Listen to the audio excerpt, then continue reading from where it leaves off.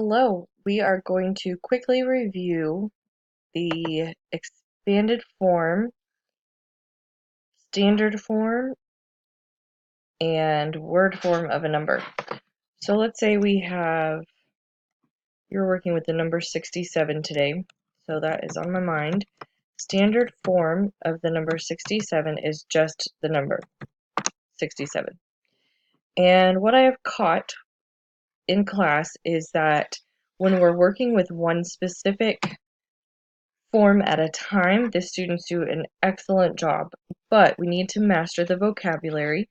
So we're going to continue keeping this in our vocabulary until we have it completely mastered. So I think we have this skill, just not the vocabulary. So we will keep on working. So now the expanded form, well, let's do word form. Word form of 67 is how we write it out as a word. And right now at this age, we are learning how to spell.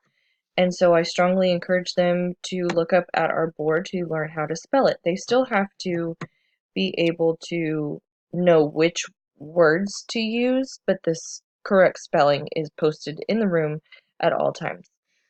Expanded form of the number 67. This is basically place value expanded. So we don't say 67, we say 67 because we have assigned that tens place right here, 6 tens, and we call that 60 in English. So 60 is a total of 6 tens and 7 ones. So I'm going to write 60 plus 7. It helps the students be able to understand place value, so that way adding and subtracting, multiplying, dividing, it all makes more sense later on as they start working past basic addition and subtraction. So expanded form, you can talk about it like a fan or a slinky or however you'd like to explain it. There's lots of different ways to picture expanded form, but basically I like to explain it as the way we say the number, and expanded form represents the number, the number's place value. And just in case any of you parents who are watching this happen to have any older students, expanded notation I learned because, again, I know a lot of you, just like me, did not have this in school when we were younger. Expanded notation is lovely.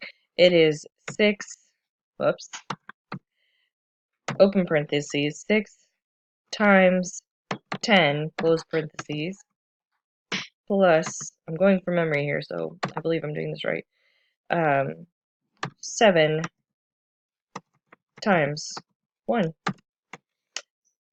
So it's 6 tens plus 7 ones.